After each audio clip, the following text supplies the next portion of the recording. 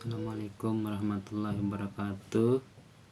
Saya akan mempresentasikan UAS untuk mata kuliah kependudukan yang berjudul Hukum Keimigrasian. Hukum keimigrasian berasal dari kata imigrasi yang diberikan imbuhan beberapa awalan ke dalam antara kita. Imigrasi merupakan kata benda porpomia yang menurut Kamus Besar Bahasa Indonesia berarti perpindahan penduduk negara lain ke negara Indonesia.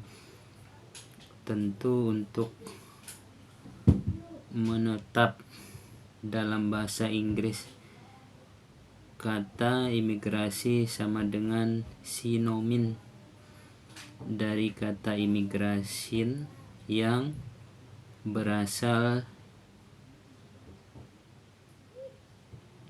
berarti the man of non-native people into an community in order the stay pets atau people moving into an country to live. Menurut Undang-Undang Keimigrasian, Undang-Undang Nomor 6 Tahun 2011, keimigrasian adalah hal ihwal lalu lintas orang yang masuk atau keluar wilayah Indonesia serta pengawasannya dalam rangka menjaga tegaknya kedaulatan negeri. Proses pemerintah dalam bidang keimigrasian. Uraian imigrasi adalah bagian dari uraian pemerintah negara dalam memberikan pelayanan keimigrasian, penegakan hukum, keamanan negara, dan fasilitas pembangunan kesejahteraan masyarakat. Oleh sebab itu, hukum keimigrasian merupakan salah satu cabang hukum publik yang berkaitan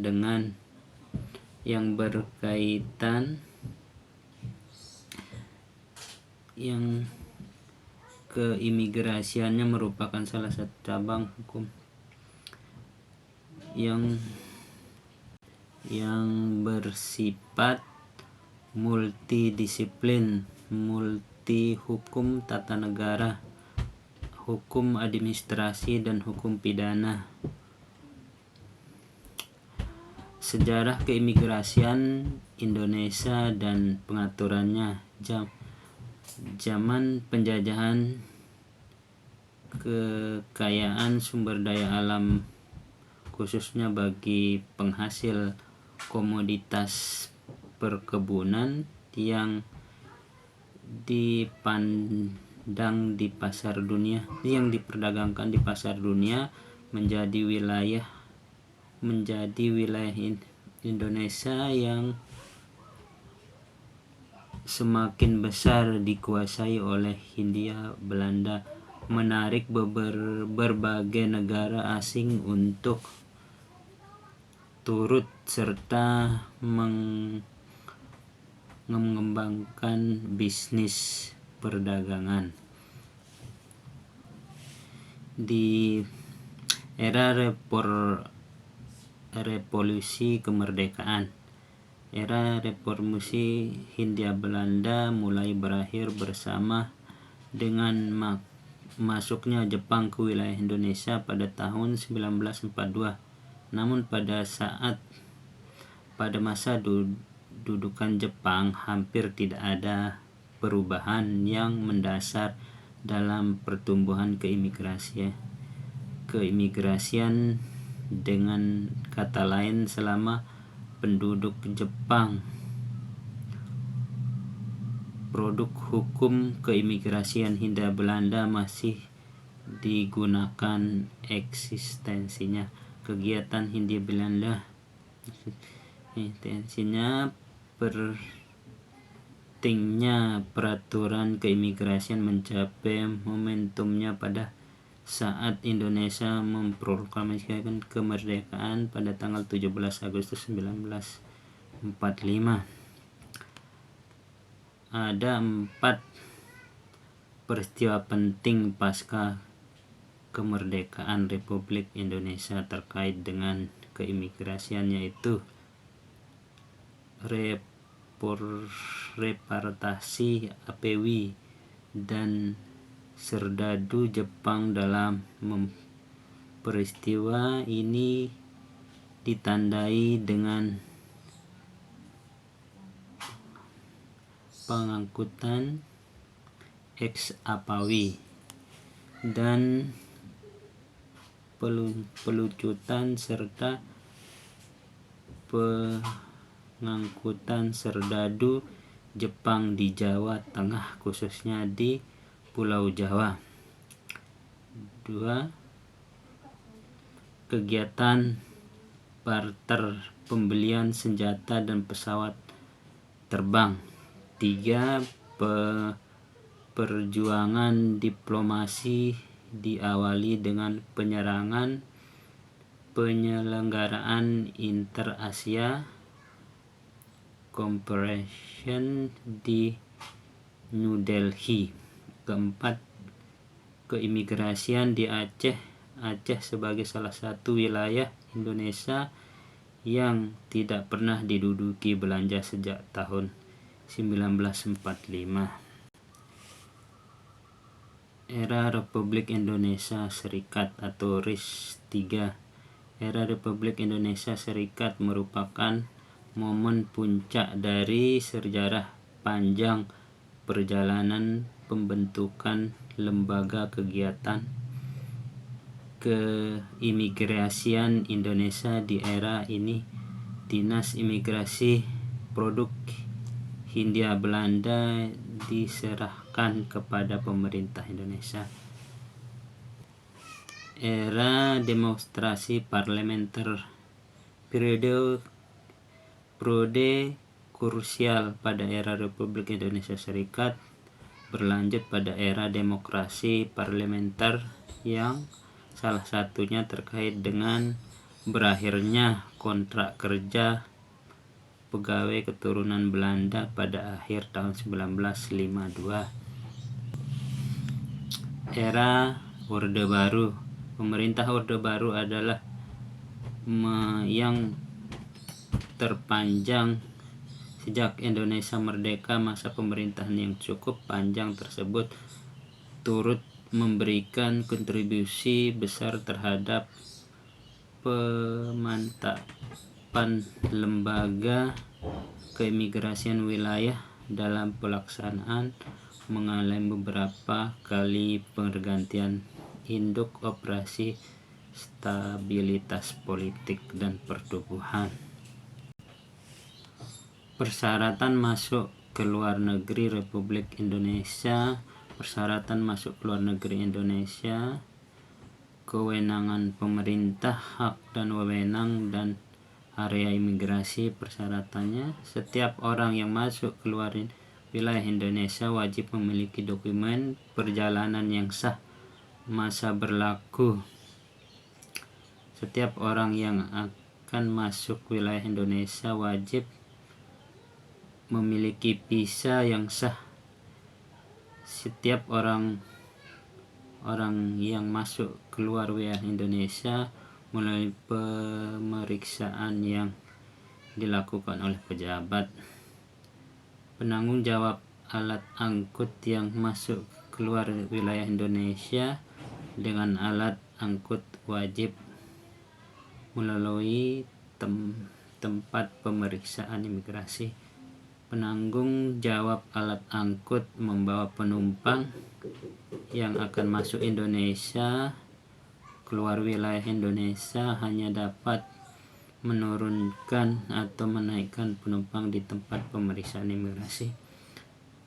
4. Nahkoda kapal laut wajib melarang orang asing yang tidak memenuhi persyaratan untuk meninggalkan atau angkutannya selama ada alat angkut tersebut berada di wilayah Indonesia. Lanjut, pengawasan keimigrasian. 1. Pejabat pengawas keimigrasian mengawasi keimigrasian meliputi A. Pengawasan terhadap warga negara Indonesia yang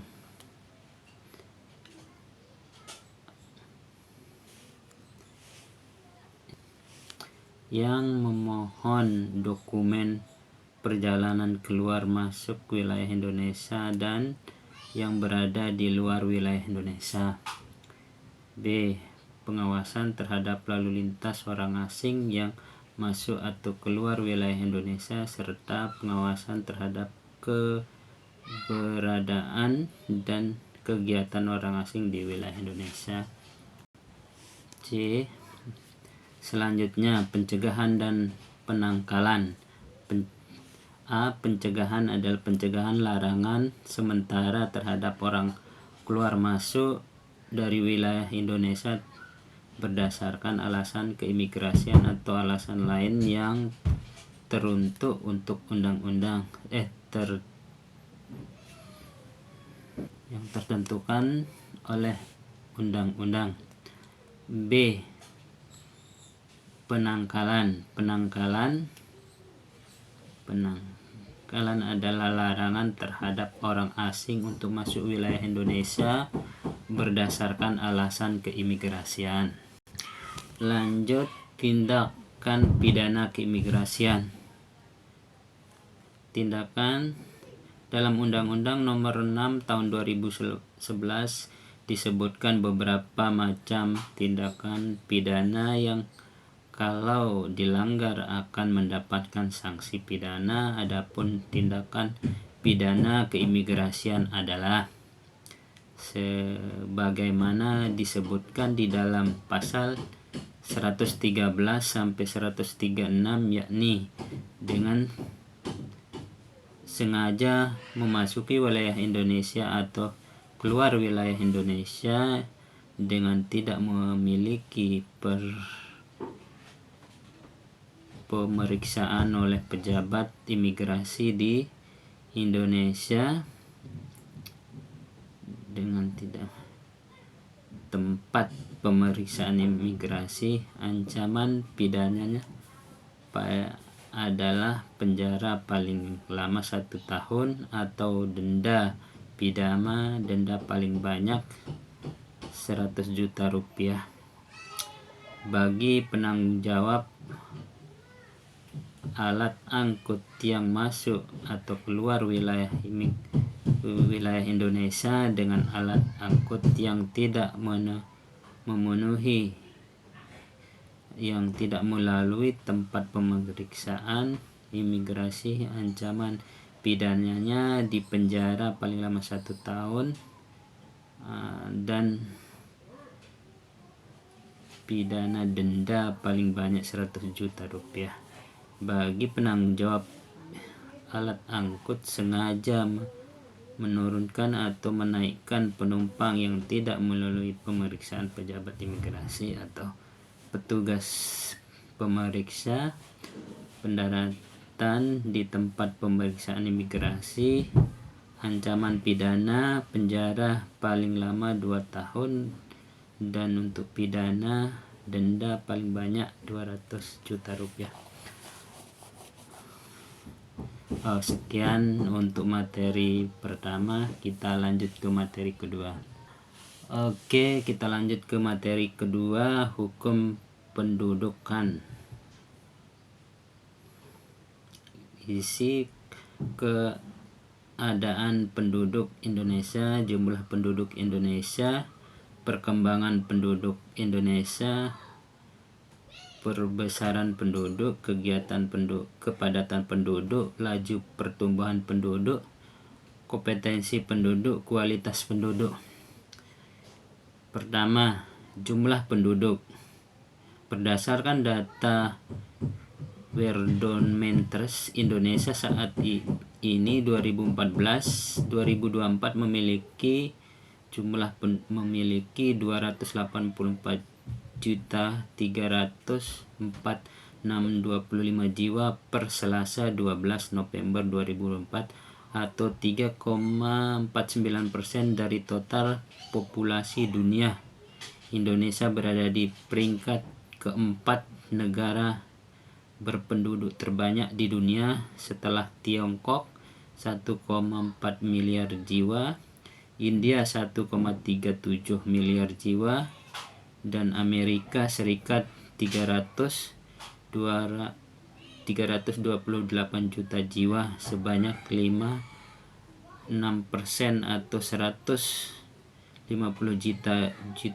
juta jiwa dari penduduk Indonesia adalah masyarakat urban. Jumlah penduduk Indonesia terus tumbuh dari 261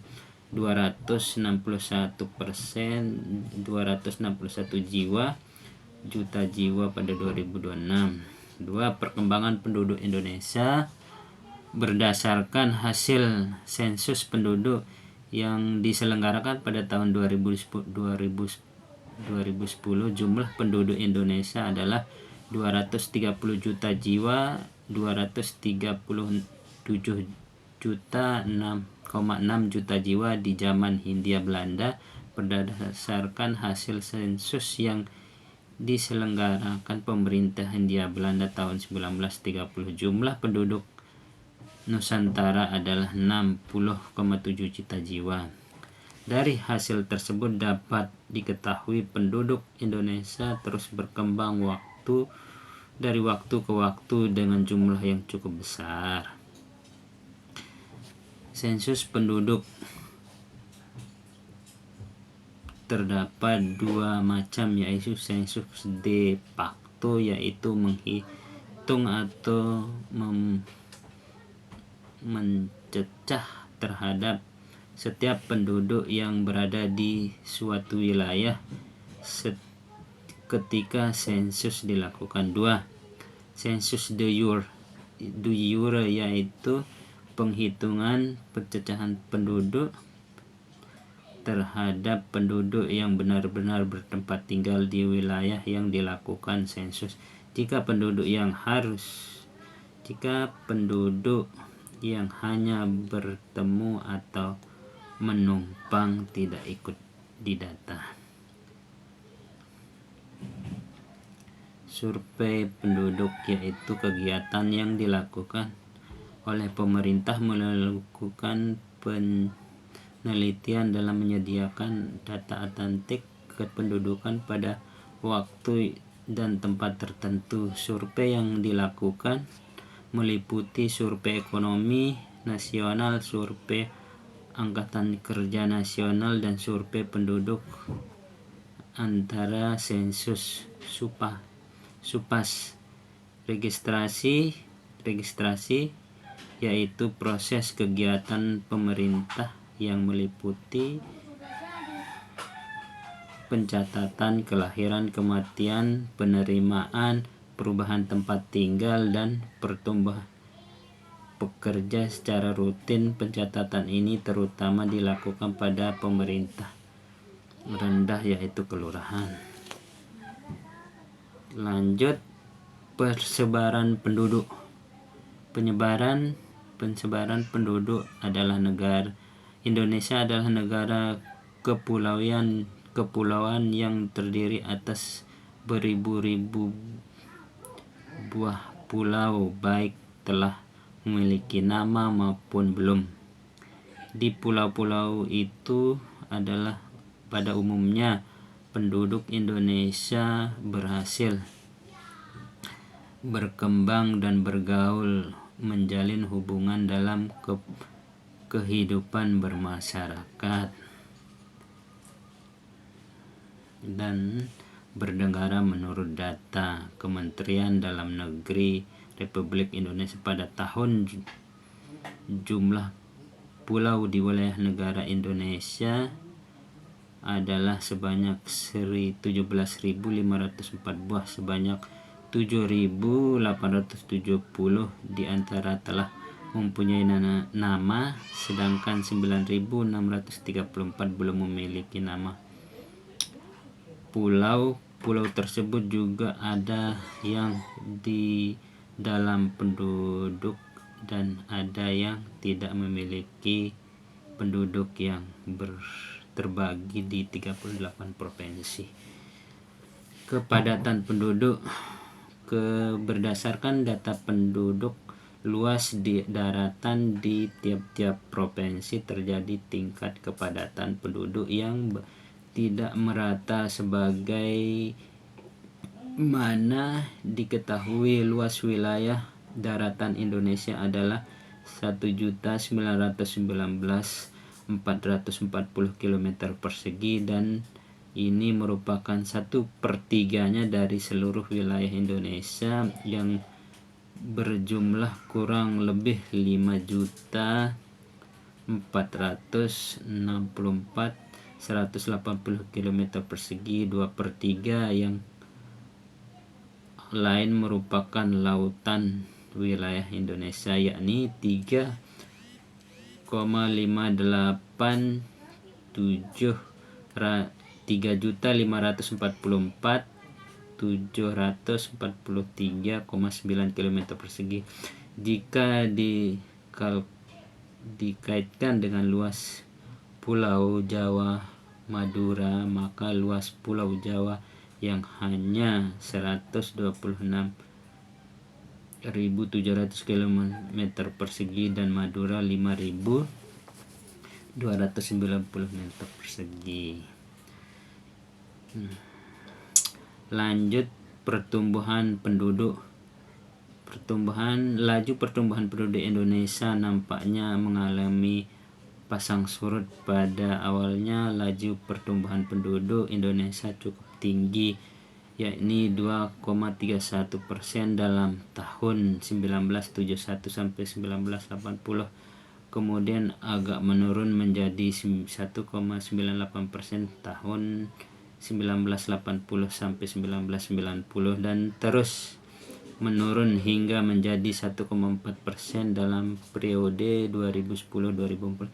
Hanya saat ini hal ini disebabkan karena adanya intervensi pemerintah untuk menurunkan laju pertumbuhan penduduk dengan program keluarga berencana.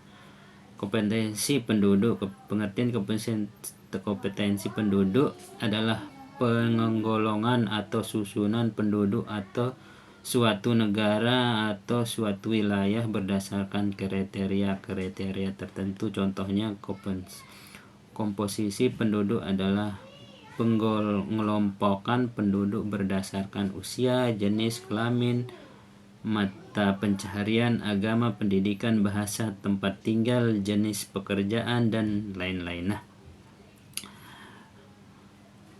Penggunaan data dalam kebijakan usia. Contoh penggunaan dalam data komposisi kependudukan berdasarkan usia adalah dalam rencana program wajib belajar. Contoh berdasarkan usia dan produktif dan usia non produktif yaitu dalam rencana pengembangan nasional. Dalam mengetahui jumlah penduduk tiap tingkat usia dapat dirancang bentuk dan arah perkembangan apa akan dikembangkan menggunakan yang padat modal atau padat karya. Terus lanjut 1. Penggunaan data dalam kebijakan dan jenis kelamin. Perbandingan jenis kelamin dapat digunakan untuk memperkirakan jumlah pemberdaya penduduk sebagai sumber daya manusia atau SDM sesuai dengan karakteristiknya.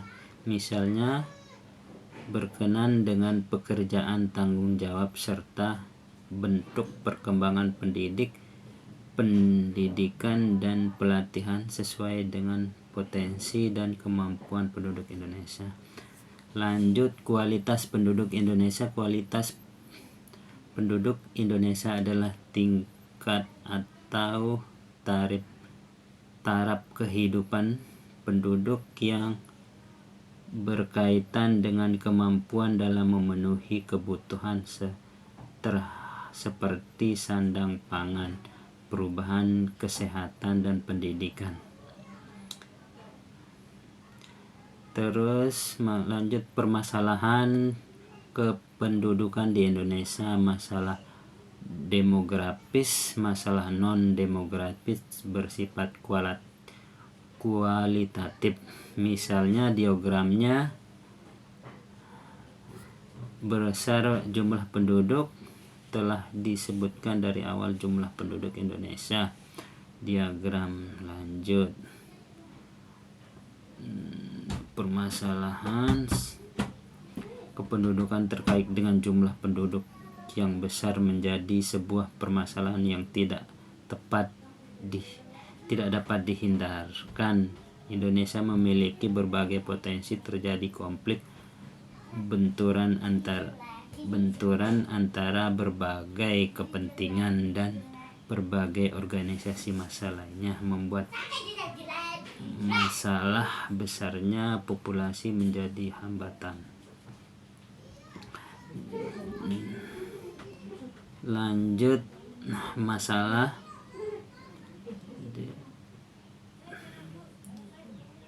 tingkat pertumbuhan penduduk. Dalam pertumbuhan kebijakan semakin banyak yang perlu dipertimbangkan, baik dalam hal penyediaan berbagai sarana dan prasarana fasilitas umum. Yang terpenting adalah kebijakan dalam rangka menanggulangi laju pertumbuhan penduduk atau yang muncul program KB dan ditangani oleh BKKBN.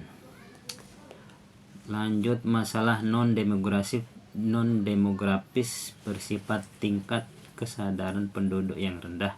Usaha untuk terus meningkatkan kualitas hidup manusia Indonesia terus digalangkan, namun kembali lagi permasalahan itu muncul dan menjadi PR bagi penentu kebijakan. Dua, pendidikan yang rendah gitu.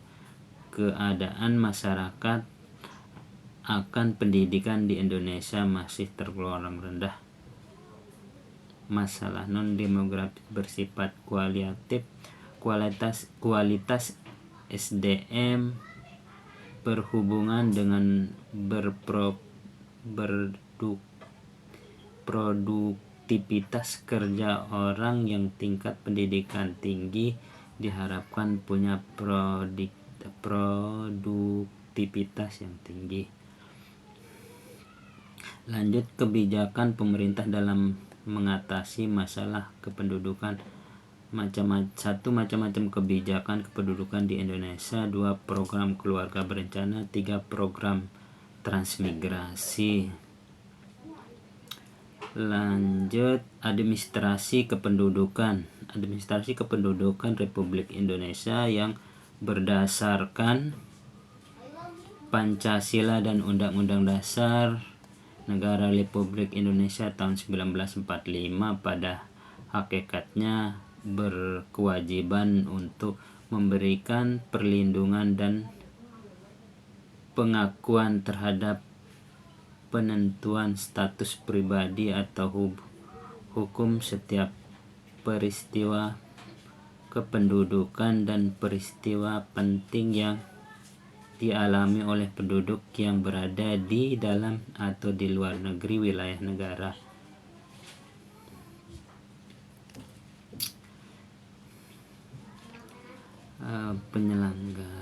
Penyelenggaraan administrasi kependudukan ditujukan untuk 1. Memberikan kebebasan identitas yang kapasitas hukum atau dokumen penduduk setiap peristiwa kependudukan dan peristiwa penting yang dialami oleh penduduk. B. Nomor 2. Memberikan perlindungan status hak dan sipil penduduk. 3. Menyediakan data dan informasi penduduk secara nasional. 4. Mewujudkan tata tertib administrasi kependudukan secara nasional dan terpadu. Nomor 5. Menyediakan data penduduk yang menjadi rujukan dasar bangsa, pemerintahan, pembangunan dan kemasyarakatan. Sistem informasi administrasi kependudukan. Sistem informasi kependudukan bertujuan meningkatkan kualitas pelayanan pendataan produk dan pencatatan sipil. B. Menyediakan data dan informasi skala nasional. Skala nasional daerah yang akurat, lengkap, mutakhir, dan mudah diakses. C. Mewujudkan peruntukan data secara sistem melalui sistem pengenal tunggal dengan tetap menjamin kerahasiaannya atau SIAK merupakan salah satu kegiatan terdiri dari unsur A. database B. perangkat teknologi informasi komunikasi. C. Sumber daya manusia. D. Pemegang hak akses. E. Lokasi database. F. Pengelolaan database. G. Pemeliharaan database. H. Cadangan backup data disaster atau recovery center. Yang terakhir,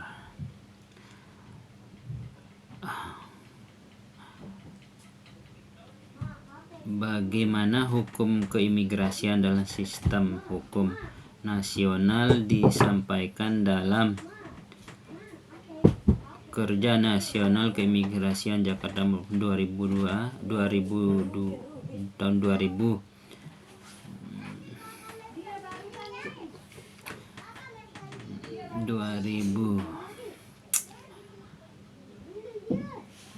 Oke, 2000 Bismen Nasional,